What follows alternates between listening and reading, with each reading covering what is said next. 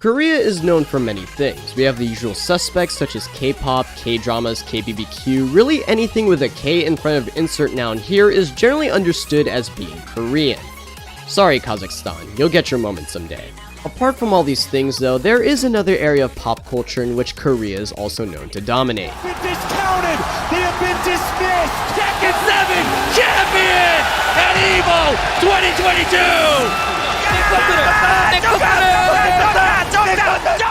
Gaming has permeated Korean society, with its numerous PC bongs, arcades, and MMOs, providing a sort of outlet for the Hanguk Saram to unleash their competitive energies in something other than education. Which leads me to this event happening in the heart of Korea called PlayX4, a 4-day gaming expo and arguably the biggest in Korea as people from all across the country come to attend. So I woke up at 5 AM and proceeded to make a huge mistake.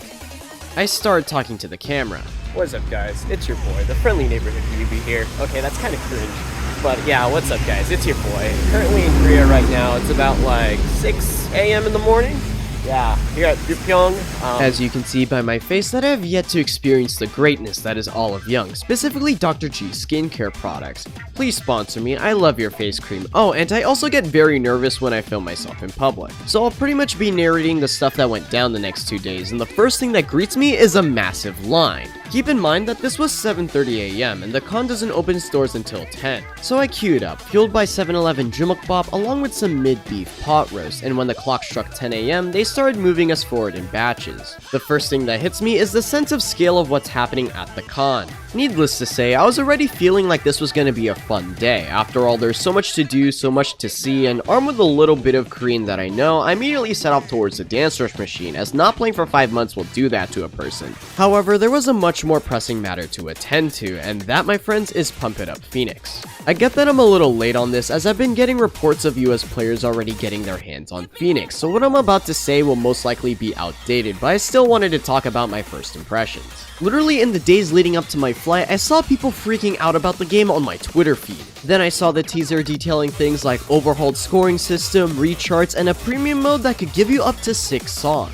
I played after like D16, and as you could tell, I did not dress for the occasion, and it booted me right after the song. Understandable, given that the entire southern half of the Korean peninsula was waiting right after me. Personally not the biggest fan of the UI's redesign, I much preferred XX with the vivid colors and the contrasting elements making things easier to notice and to look at. I guess they were trying to go for a more minimalist design, but I don't know, and also the fact that the subtitle of the game is Phoenix, I was kind of expecting more of the fire. Though what's probably going to be the most important part is the soundtrack. We got big additions with Boca from Dreamcatcher, we also have EDM from the likes of Zek, Ebimayo, and Riki for those who don't just play Pump for the K-pop. Then in true Pump fashion, there's always going to be that one song that takes classical music, increases the BPM, and adds electronic beeps and boops for good measure. Obviously, since this was still early access, this doesn't have all the new songs, but thanks to the bajillion updates since then, the soundtrack has grown to be very substantial. If I could only make one wish is that Indomiro please bring back Caution, that song is a banger to freestyle. After tiring myself out with Pump, I had the great idea of tiring myself even more by lining up for Dance Rush, which got a huge line that lasted for about an hour. On the bright side, I got to meet up with Jake, communicating with what little Korean I knew, and we got a picture together before exploring the rest of the convention hall. Booths of all types were scattered throughout the expo, indie developers, schools, and multinational corporations alike all showcasing their newest projects, varying from dance games to visual novels. The Nintendo booth went all out with setups put in for people to play Pokemon and Splatoon.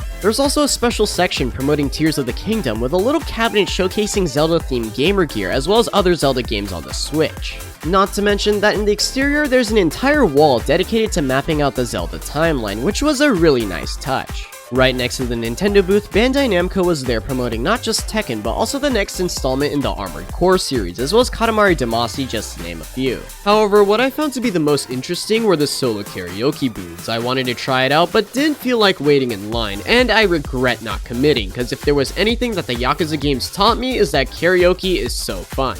Instead, what I did wait in line for is this cabinet called Gun Arena. Pretty basic compared to your Time Crisis or House of the Dead, but what sets this apart from the other games is that instead of utilizing light gun technology, the gun shoots BBs, which tickled the airsoft enthusiast in me as I promptly found out I was pretty bad at the game. Although I think none of these arcade machines could come close to the quality of Shaq's Garage, not just in gameplay but also in story and artistic value. Yet as 6 PM drew near and the con was finishing up for the day, the night was still young, so I bounced a bit early and went with some friends that I made in the dance rush line for a bit of an after party of sorts. We took a train to Yonsune, played a little bit, and met up with some other people who went to PlayX4 before heading out to dinner. It was such a surreal experience to walk through the back alley seeing all the activity as we headed to 560C Chicken Oven, which sadly I did not get any videos of. Once we're done, we walked through the back alleys, this time at night, playing some sets of my guys Toshiyuki and Cha-Cha, finishing off the night with a 10-man rotation before going our separate ways for the night to prepare for the next day. It's day 2 of Kintex? Well, not Kintex, sorry. It's day 2 of PlayX4? I don't know what else to say, really. It's mainly just B-roll of me, like, filming cosplays, booths, and gaming, you know? Anyway, I don't know, enjoy the con and my monologuing over this. Since I basically explored everything on the left side of the hall, I wanted to start my journey on the right and make my way back to the left. As it turns out, there were multiple food stalls across the hall, selling the likes of takoyaki and Texas barbecue. However, since I rectified my mistake and got food at the local 7-Eleven before coming here, I just got a mango slush.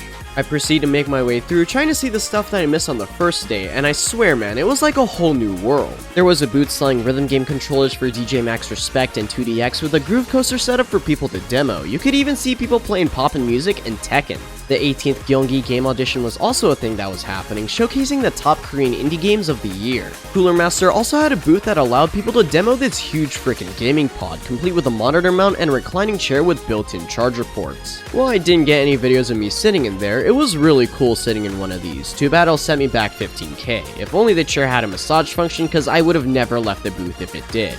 As I walked around further, more indie creators were showcasing their works, some with demos, some with merch, none of which I spent more than 10 seconds checking out their games.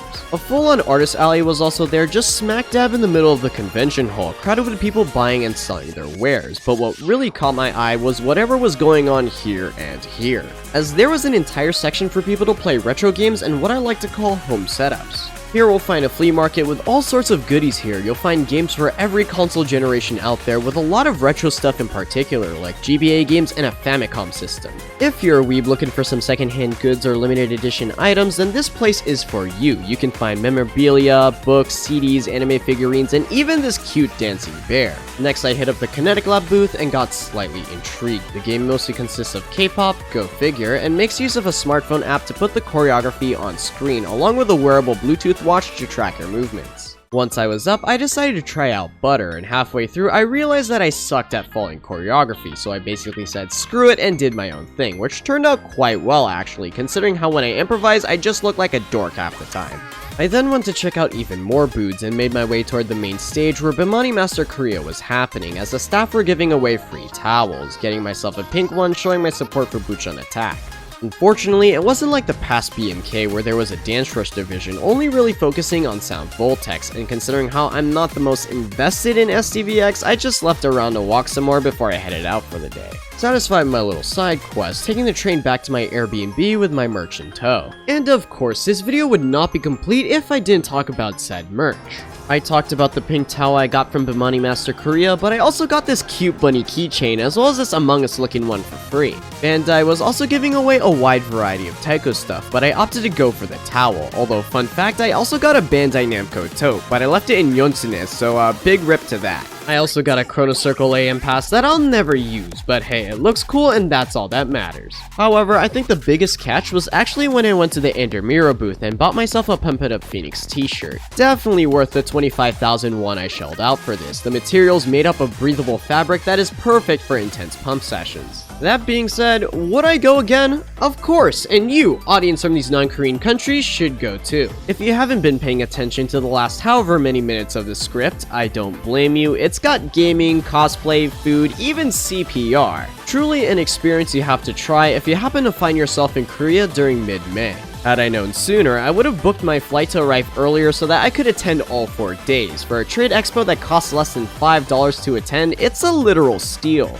My only regret was that I didn't really take the chance to just stop and try out the games that were showcased at the different booths, as most of them were indie developers who poured their heart and soul into these projects. Overall, with the death of E3 and the prevalence of Nintendo Direct style presentations, it's nice to be in an environment where you can still see the thought and effort put into how everything was presented. From the massive set pieces of the big corpos to the humble little indie game booths. There's just something charming about being able to experience all the newest games and gadgets physically, take in the beautiful cosplays that people created, and in my case, meet the local rhythm gamers. So the TLDR is that you should go to PlayX4, as there's definitely something that'll tickle your fancy, and if that I can somehow find my way back to Korea, I will definitely show up next year. With nothing left more to say, now seems like a good time to end it here, and please go watch the main Korea video that I made where I'll be covering my 2-week trip around the peninsula. Anyways, have yourselves a dang good one, and I'll see you in the next video. Peace.